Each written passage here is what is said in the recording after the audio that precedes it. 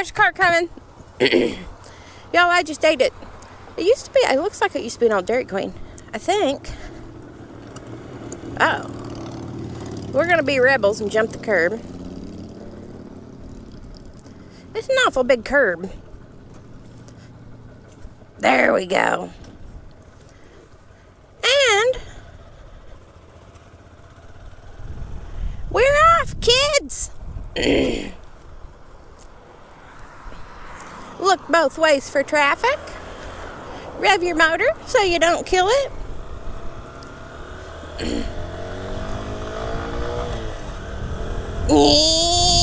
And off we go. The boy's following us back there. Oh, I only got half a tank of fuel. I had to get fuel before we put it up. Today is not going to be a long ride.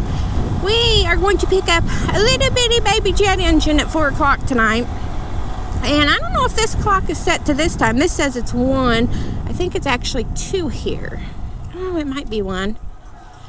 This is set to Texas time. Texas! So, I don't know. I'm lucky to know where I'm at. So today, I have another lovely grandma story for you. Excuse me, that Chinese gave me a tickly throat. So, I've thought about over the years, and I have so many grandma stories that I don't remember them all, and he reminds me to tell you grandma stories. Y'all have heard the story about grandma, or the song, I should say, about grandma got ran over by a reindeer. Christmas is coming up, right? She got ran over by a reindeer. Well, my grandma, in fact, did not get ran over by a reindeer. She did, however, get ran over by a Buick. Now, to make matters worse, the Buick that she got ran over by was her own Buick. She was driving her own Buick and ran over herself. How does this happen, you might ask? Well, I'm here to tell you. So, she says she stopped at the post office, and she was going in to get her mail, and she had the car in park, but she went to throw her 500-pound purse inside of the vehicle while she ran in. Well, first of all, if your grandma is like my grandma, you would think she kept rocks in there, but she didn't. But anything that she thought she had a value, this was like back when those state quarters came out, and they kept calling them collector's editions and whatever. So she probably had rolls of those state quarters, and God only knows what else in there. But anything of value that she thought she had like that, she kept in her purse. Now, grandma did not go anywhere without a purse. If I would take her out to eat, I would buy, obviously, and she would be like, oh, I gotta take my purse with me. And I'd be like, why are you taking your purse? You ain't gonna do nothing with it. But no, she had to have it all everywhere she went. So, first lie of grandma of the day is she did not throw her purse back in the car. I guarantee you she had it with her, and she would not let that purse go, period. Just ain't gonna happen. Oh, look. There's another rider.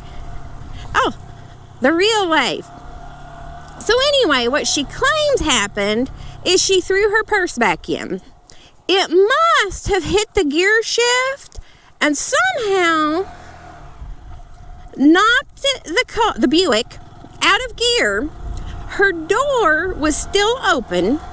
She claims the door hit her and knocked her over. The car was rolling backwards, yet somehow she got ran over with the back tire on her thigh here, and the car came to rest on her thigh. See, he distracts me in the middle of trying telling a story. So she's laying there screaming. Well, it's a little town at the post office, but there's always people around because that's how little towns are. It was populated enough. So 3 guys came running over there and was trying to figure out what to do.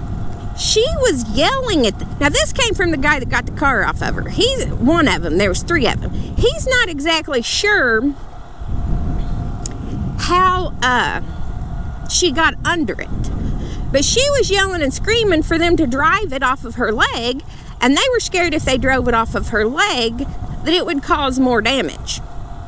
Which makes sense, you know, pinching and whatever in there.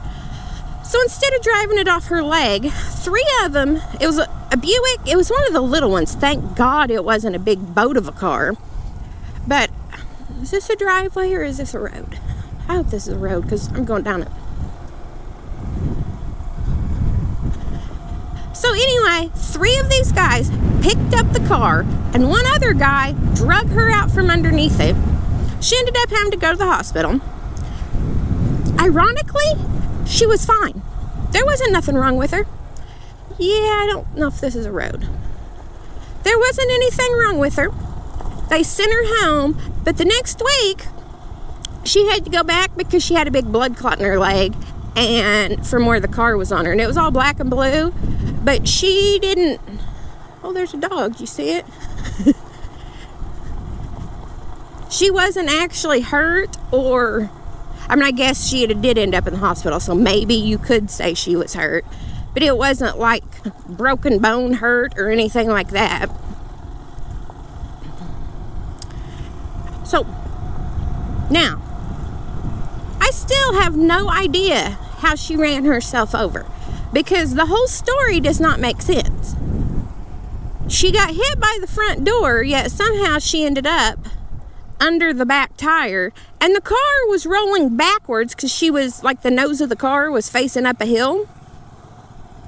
So I am still to this day not sure how she actually got under the car. Personally, I think that she just didn't, she either got it in neutral or reverse and left it running and didn't realize it, and that she started walking behind it to go into the post office to get the mail, and it just started coming backwards and knocked her over. That's what I think. But like I said, I don't know because none of us will ever know, right? Oh, he's going to get attacked by a little dog. Look at that.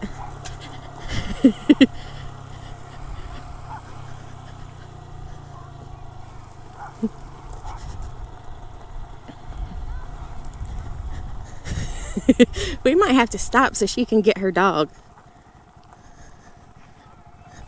You're okay.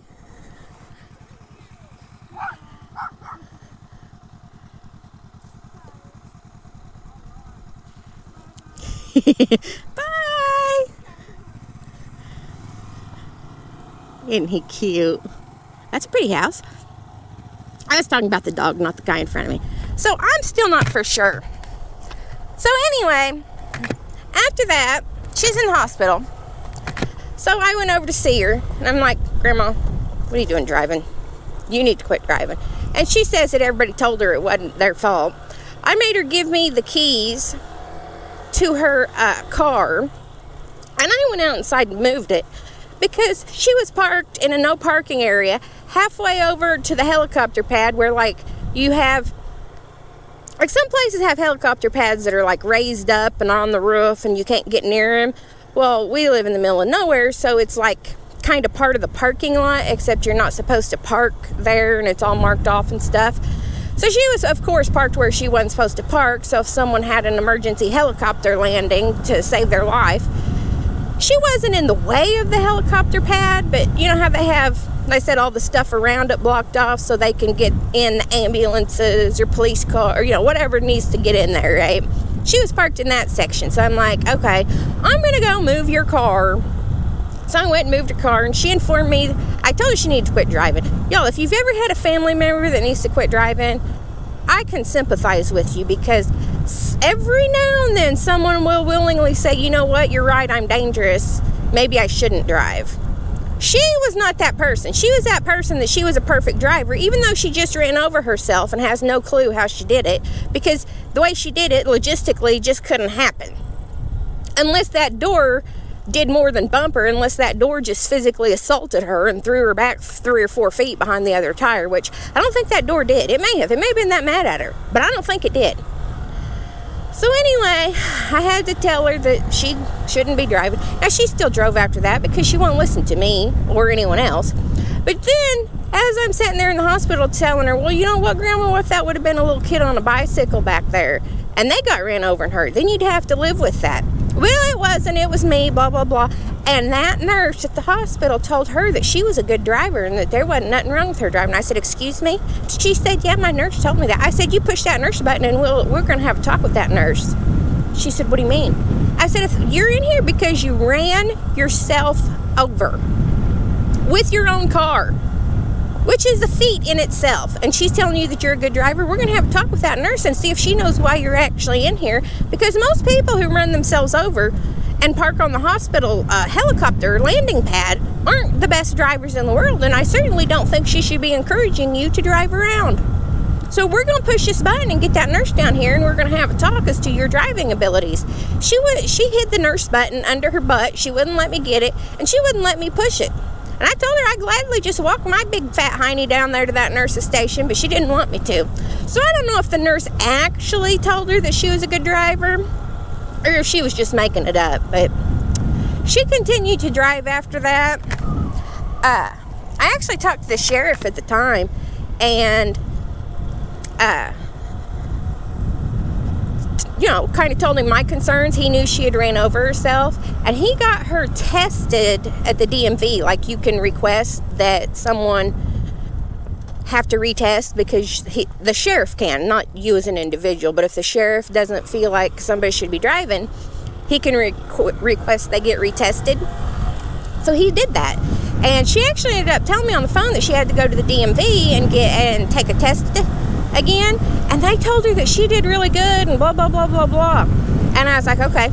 So now again, she's a sweet little old woman, so people tend to be nice to sweet little old women. So I of course had to march my down to the DMV, and I told them my name, and I told them that my grandmother had been in there and that she had to retest to keep her license valid, and that the county sheriff sent in a letter to the state, or a request to the state. That's why she had to get retested, because the whole family, the sheriff and everyone else who has seen her drive, knows that she should not be driving. She just, mentally and physically wasn't capable of it.